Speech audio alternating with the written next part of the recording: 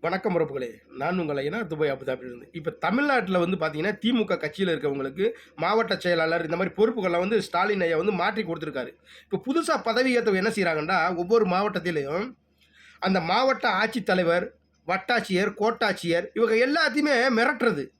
நாங்க சொல்றதையும் கேட்கணும். எங்களுக்கு தெரியாம எந்த ஒரு கான்ட்ராக்டும் போகக்கூடாது. அந்த மாவட்ட செயலாளருக்கு தெரியப்படுத்தணும். அப்படின்னு சொல்லி பொதுவான இடத்துல பேசுறாப்புலங்க. திமுக கட்சியை சேர்ந்த ஆளு. அப்ப என்ன உங்களுக்கு ஒரு பயம் இருக்கான்னு பார்த்தீங்களா?